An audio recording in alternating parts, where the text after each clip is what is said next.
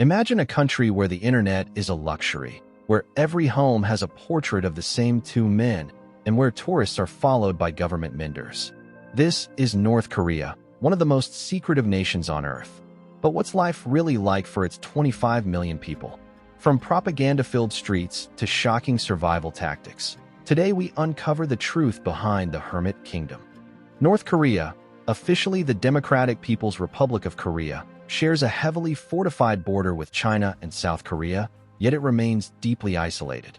Founded in 1948 after World War II, the DPRK is a totalitarian dictatorship ruled by the Kim dynasty, now in its third generation under Kim Jong-un. But beyond the political headlines, what does everyday life look like? Let's step inside this secretive state. Most city dwellers live in government-assigned high-rise apartments. But in rural areas, the reality is different. Manual farming, frequent blackouts, and limited running water. Jobs aren't chosen, they're assigned. A factory worker and a surgeon might earn similar wages. Meanwhile, taxi drivers can make more by accepting foreign currency from rare tourists. Food security is a daily struggle. Rations continue to shrink. Meat is a luxury. Many survive on corn, cabbage, and fermented vegetables like kimchi. During the 1990s famine, known as the Arduous March, millions died. Malnutrition remains widespread today. Life is tightly controlled. There's no open internet. Only a government-run intranet with a handful of approved websites. Loyalty to the regime isn't optional. Citizens are monitored. Families are punished across 3 generations if one person is caught rebelling. While Pyongyang's elite enjoy grand theaters and glossy department stores, most North Koreans live in quiet survival. And though foreign media is banned, USB sticks smuggled from China carry forbidden glimpses of the outside world, at a terrifying risk. Free healthcare? In name only. Hospitals lack basic supplies, even anesthesia. Bribes in the form of cigarettes or cash are often required for treatment. Only the most loyal citizens can live in Pyongyang. Others need permits just to visit. The capital is polished for show, an illusion for outsiders. Fake supermarkets are staged with goods for tourists. Locals can't afford to shop there. Even birthdays are political. No child may be born on July 8th, the day the regime mourns Kim Il-sung's death. This is a country where only 10 haircuts are legal. Electricity is a status symbol, and watching a Hollywood film could send you to a labor camp. An estimated 120,000 people are imprisoned in North Korean labor camps, some for life, some for crimes as small as speaking critically of the regime. Public executions still occur, for crimes like stealing copper wire. Children are taught from the age of 5 that Americans are monsters, and that the supreme leader is their only protector. For the rare tourist, the country is a theater. Curated performances, carefully planned routes, and constant surveillance. But behind the curtain, the truth is stark. One defector described eating rats to stay alive. Another, who escaped on foot through China, said the hardest part wasn't the journey, it was leaving family behind. North Korea doesn't just reject the West, it rejects time itself. In 2015, Kim Jong-un introduced his own time zone, Pyongyang time, setting the country 30 minutes behind South Korea and Japan. Why? To symbolically erase the legacy of Japanese colonization. But in 2018, just 3 years later, he reversed the change. Officially, it was to promote peace with the South. But some believe it was a strategic image move before meeting world leaders. There's a city on the North-South Korean border called Kijangdong, but it's not what it seems. To outsiders, it looks like a thriving town.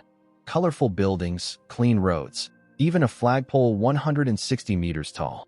But look closer, and you'll see a ghost town. Windows have no glass. Lights run on timers. No one lives there.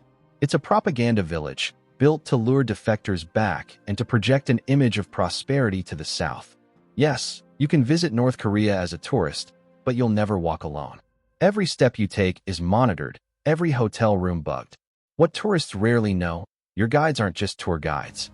They're government minders trained to watch your every move, even reporting how often you smile or speak positively about the country. Stray from your group, or photograph the wrong statue, and your entire trip could be cut short, or worse. Kim Il-sung, who died in 1994, is still technically the president of North Korea. You heard that right. he was declared eternal president, meaning the country is ruled by a dead man in title. His son, Kim Jong-il, also holds the title of Eternal General Secretary. Kim Jong-un leads as their supreme commander, but on paper, he's just continuing their divine rule, like a ghost dynasty. Most North Koreans have no access to the internet, only a sealed-off intranet called Kwangmyong. But the Pyongyang elite?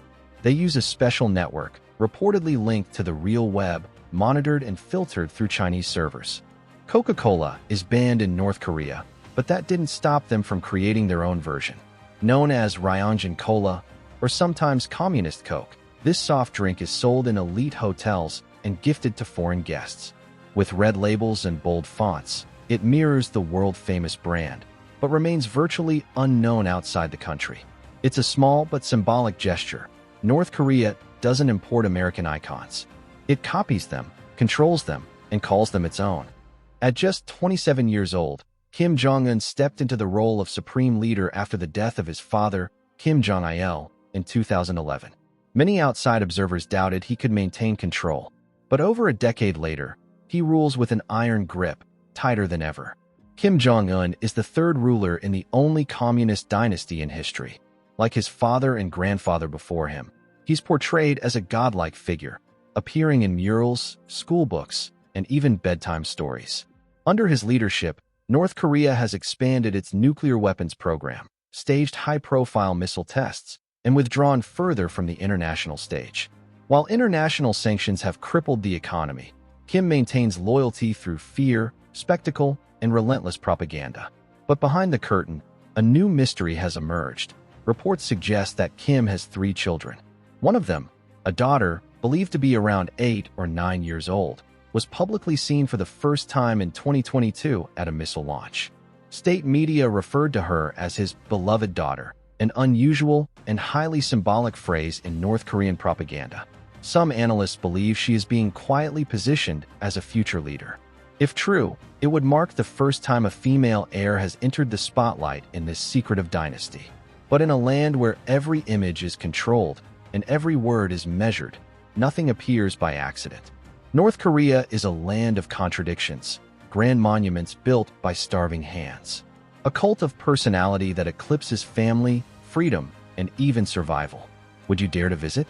Or does this glimpse behind the curtain leave you with more questions than answers?